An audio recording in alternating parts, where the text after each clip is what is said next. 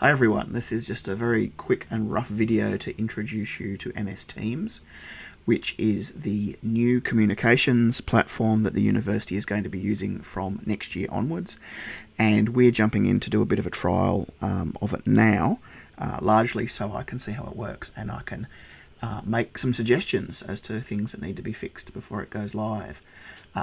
What it really does is replaces the Moodle forums, and if you second years by now, you're probably well and truly aware of the shortcomings of Moodle forums.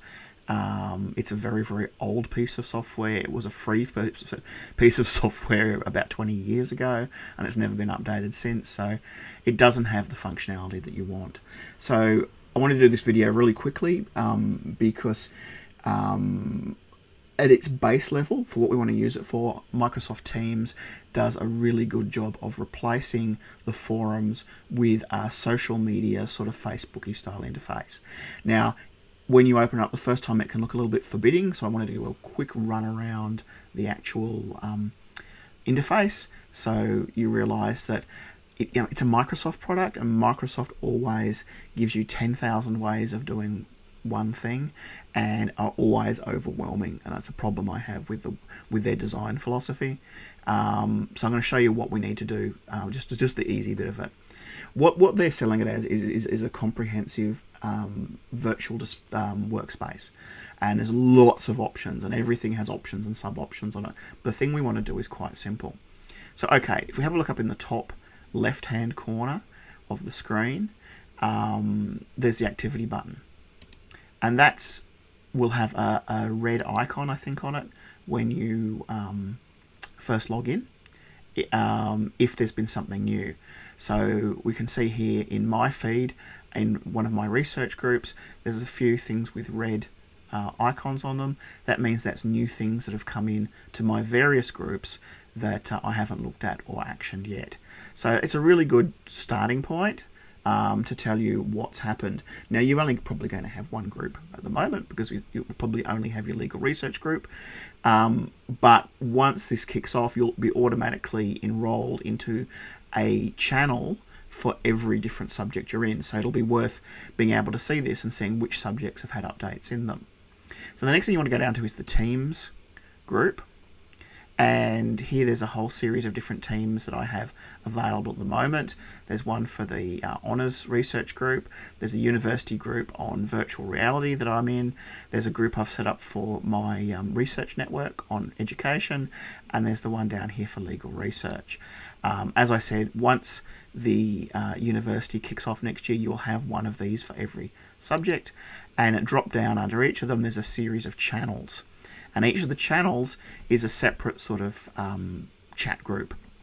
And one of the things I'm looking for feedback from you guys on is, what do you think are going to be the most useful groups to divide these into? I've made some divisions here myself, but you can only get 10. You get a general one that's for every group has, and then there's 10 channels. So I can't, for instance, my first idea was, well, we'll have a channel for every module of the course, but there's 12 there, and we wouldn't have anything else there. So there's one on the study guide and the readings, a thing on the assessment, one on the inquiry we're looking at this year, and one on weekly modules.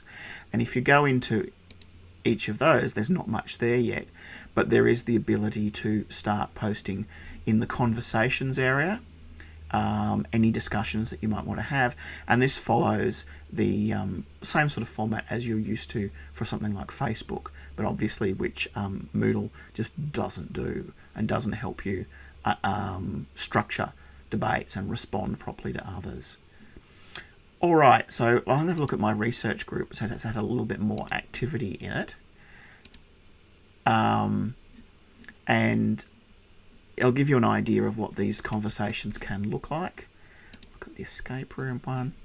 And if you're at all used to Facebook, you'll be used to this kind of format where you've got a primary poster, you've got respondents that post underneath. You give a thumbs up, you can give it all sorts of reactions. You can do all sorts of things in terms of saving messages and all these options you don't need to know about. But each channel will have a group of conversations. What it'll also have is a files area, and this is where anyone in the group can upload files and connections. So this is again a much more straightforward way to be able to access materials. And one of the benefits of MS Teams is it's fully mobile. So and I'll talk about that in a moment, but it means you can access it anywhere, whereas Moodle, as you know, you've got to be basically on a web browser on a computer to actually use it effectively. So in the legal research group, I've put all the study guides on the files section for you to upload there. I mean, they're on Moodle as well. The study guides and the readings are there. They're on Moodle as well. It just gives us another option, another way to be able to share information. There's also a notes section where you can create your own personal notes, and it's probably too small for you to see, but there's a little sign up here that says private. Whereas if I went into the conversations, it probably should say public. Oh no, it's only team members. Okay, forget what I just said. But with notes, you can actually create notes that primarily are just for you, but you can share them with the group as well as an option. Now, if you are techie minded, you can add lots and lots of different options to each of these channels.